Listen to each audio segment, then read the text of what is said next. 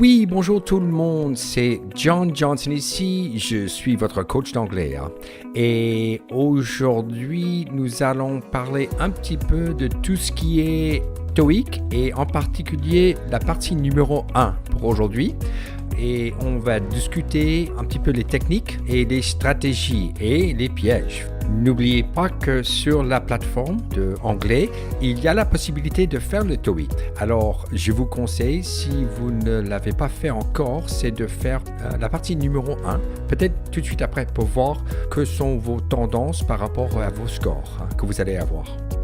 Ce que j'aimerais discuter, c'est les pièges. J'ai quelques conseils par rapport à ces pièges et ensuite on va les tester avec 6 questions typiques qu'on pourrait confronter pour TOEIC partie numéro 1. Alors vous allez commencer avec ces 6 photos et ensuite il y a 4 commentaires. Il faut trouver le bon commentaire. Alors des pièges qui sont possibles et avant de dire tout ça, c'est de commencer avec le vue global de la photo. N'oubliez pas aussi de regarder, on dit en anglais, background, l'arrière-scène, qu'est-ce qui se passe. Parce que souvent, ils peuvent demander une question sur si quelqu'un a un appareil de photo ou quelqu'un parle au téléphone. Alors, il faut regarder premier plan, ensuite arrière-plan en même temps. Alors, ça, c'est vue globale de la photo. Une autre partie, c'est la composition de la photo. Qu'est-ce qu'il y a dans le centre, dans le coin, à droite? Est-ce qu'il y a des lignes et des perspectives qui font cibler nos yeux sur une autre partie de la photo en même temps? Ensuite, une troisième élément, c'est quelle est l'impression générale que vous avez? Est-ce que c'est un défilé? C'est quelqu'un qui est au travail? Quelle est l'impression en général que vous allez voir? Ensuite, la partie numéro 4, c'est partie des pièges. C'est les prépositions qu'on peut utiliser. Est-ce que c'est on, over, under, etc. J'aimerais parler juste un petit peu de les pièges que vous allez... et c'est les prépositions, comme j'avais dit. Là, sur la plateforme, n'oubliez pas qu'il y a un e-book. Il faut aller sur la page ressources et vous allez voir que je vous ai préparé tout ce qui est par rapport à les prépositions, les phrasal verbs et les prépositions en général. Ensuite, il y a on dit les homophones. Ça veut dire que, comme on dit dear and dear, c'est dear, c'est cher quelqu'un. Dear, c'est un animal, c'est possible. Alors ça, c'est les homophones. On va jouer un petit peu avec ça.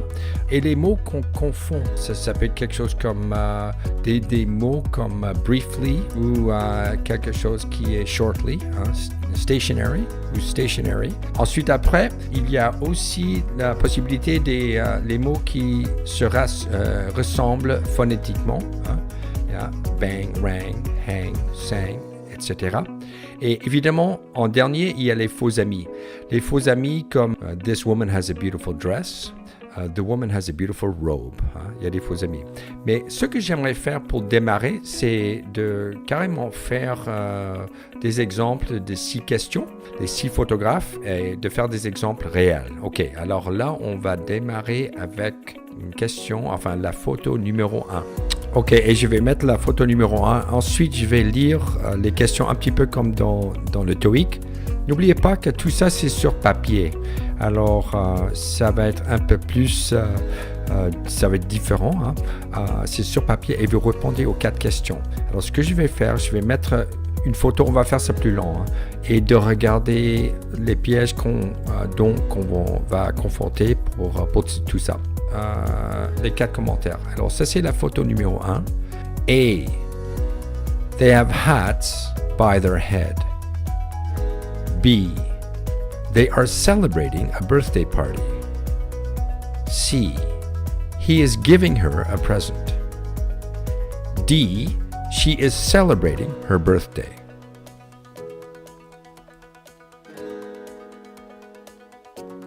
Alors, normalement, vous devriez déjà répondu aux questions. Et ce que je vais faire, je vais juste marquer ici. Alors ça, c'est l'image. Ce que je vais mettre au-dessus, c'est juste le texte, les questions qu'on a vues là. Alors ça, c'est picture number 1. They have hats by their head. Alors, C'est pas by their head, it's on their head. Alors ça c'est les enjeux de la préposition. Hein. They are celebrating a birthday party. Oui, peut-être, mais on n'est pas certain. C'est possible. Oui, peut-être non. On va voir. Hein. They are celebrating a birthday party. C, he is giving her a present. OK. Alors, ça c'est évident. Hein. Alors, c'est C probablement. D, she is celebrating her birthday. OK, ça on ne sait pas. Mais l'enjeu ici que je voulais faire avec cette question, they have hats by their heads.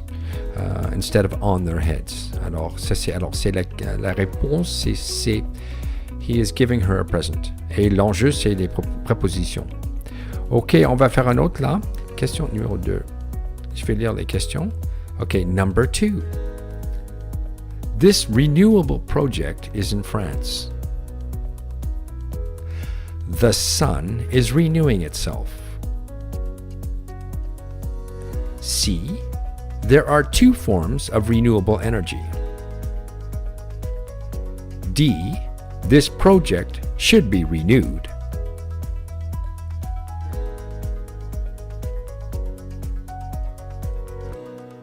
OK, là vous avez entendu les 4 réponses et je vais juste les marquer devant vous. Même chose encore, OK? Picture number 2. A. This renewable project is in France. On ne sait pas. Hein? OK, B, the sun is renewing itself. OK, peut-être, mais...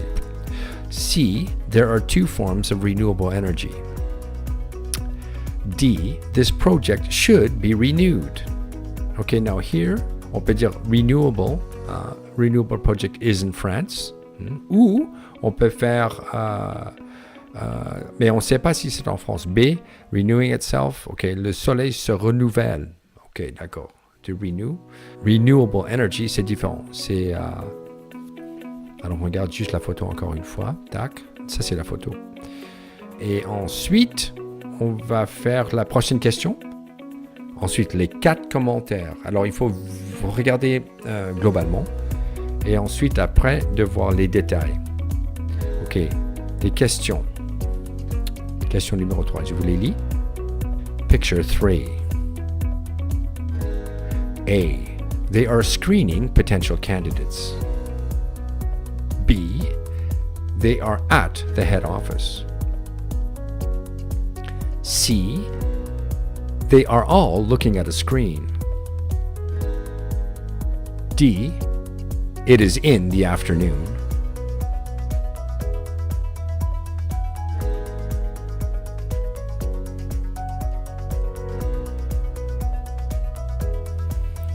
OK, là on va regarder les réponses ici.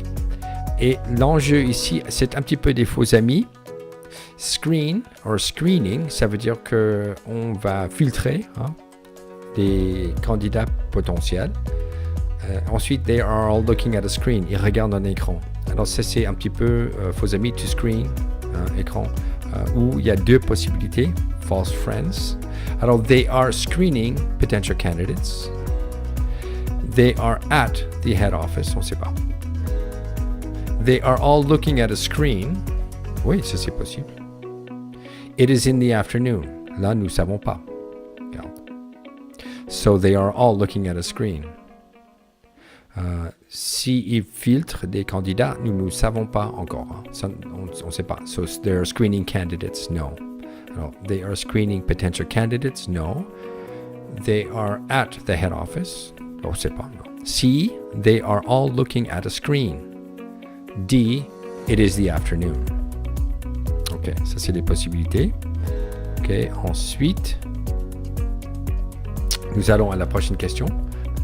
A, the bicycles are attached on each other. B, the boat is by the canal. C, the bikes are by the railing. D, they are beside the church.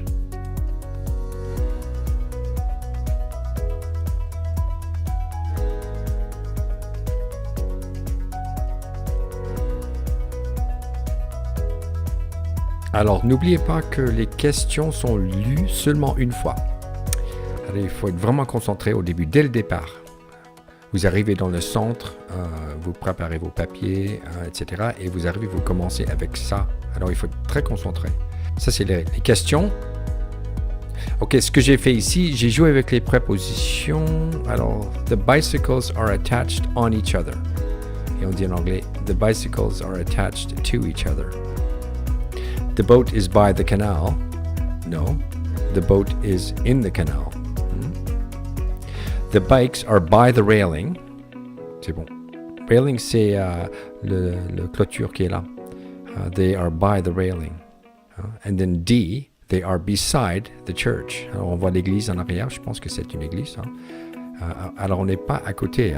They are beside. Ça, c'est des prépositions. So, the bicycles are attached on each other. No. To each other, yes. The boat is by the canal. No, the boat is in the canal. The bikes are by the railing. Ça, c'est bon. They are beside the church. They are not beside the church. Ça, c'est 4. OK. Les prépositions. OK, on va continuer. N'oubliez pas qu'il y a 6 questions. Vous commencez, il y a 6 questions comme ça. Et OK, on va faire une autre. A. The store hours are 10 to 7 p.m. B.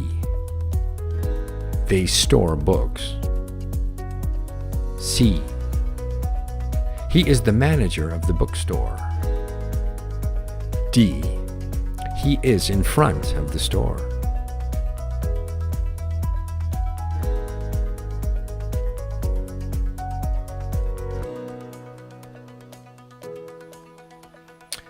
OK, je vous montre les réponses.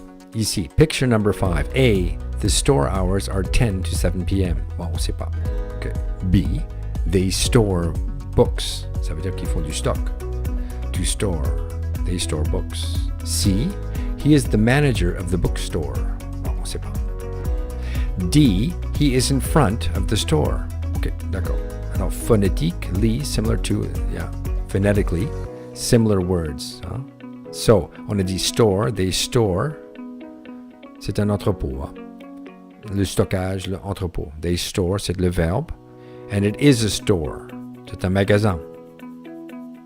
Alors, dans ce cas ici, c'est peut que quand on lit B, they store books, vous allez dire, oh zut, qu'est-ce que ça veut dire encore? Alors, ça va interrompre votre façon de répondre aux questions. They store books. OK. Alors ici, c'est bien. Là, on va faire un autre. OK, d'accord. Here we go. A. They are in their favorite restaurant. B. They all look merry. C. The couple is going to marry. D. Her first name is Mary.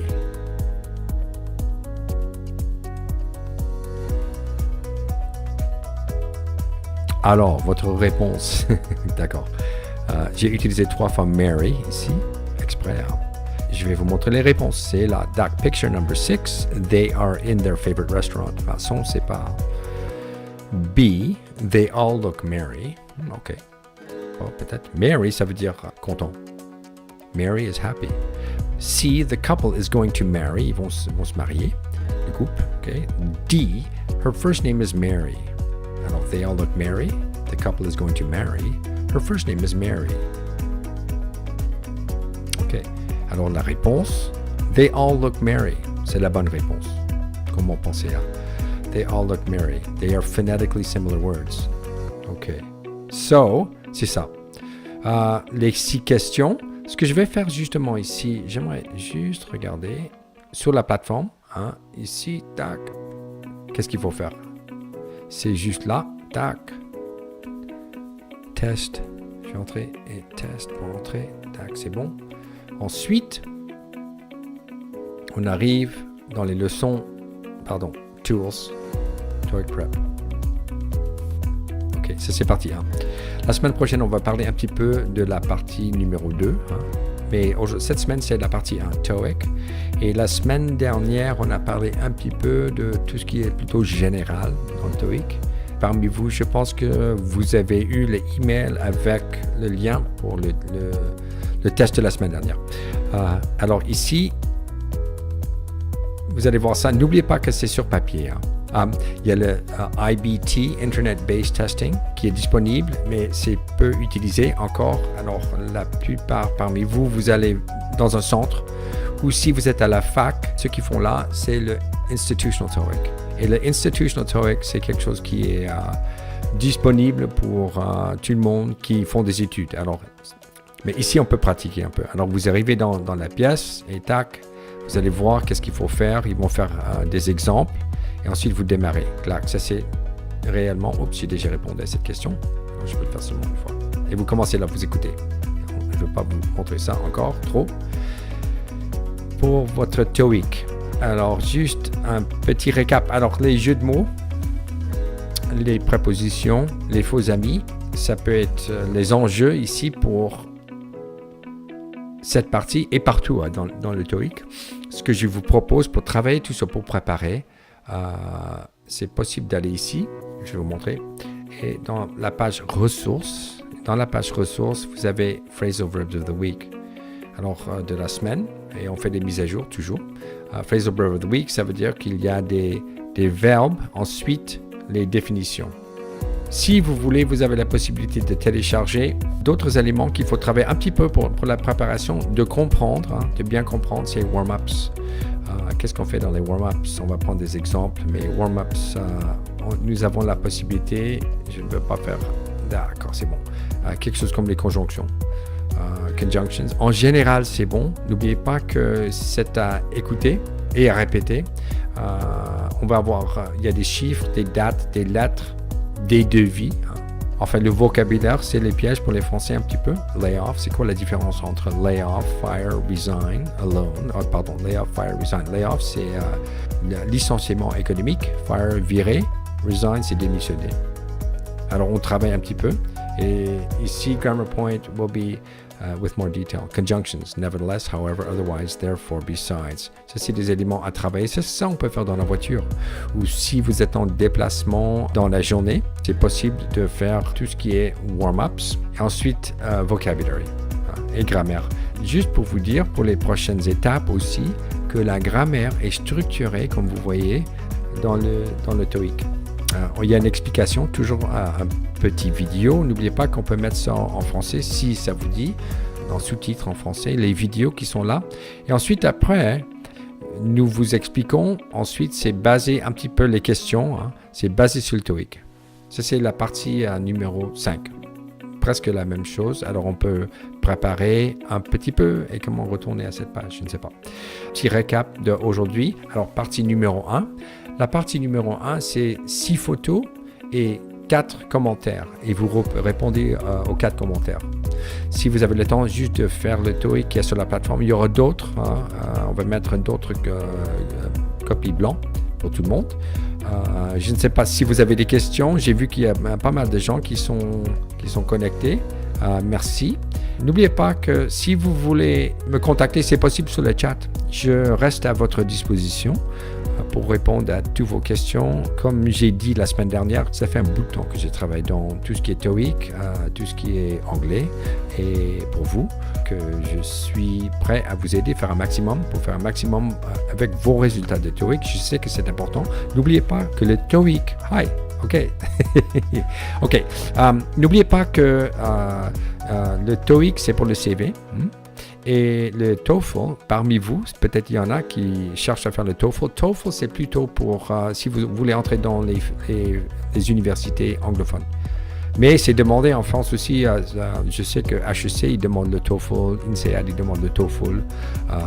Des autres écoles, ESSEC, ESP, les groupes comme ça, ESC3, ESC Paris, ils demandent pour le TOEFL, mais ils vont accepter aussi le TOEIC. Ça m'est arrivé avec quelqu'un qui voulait entrer chez HEC, qu'ils ont demandé pour le TOEFL.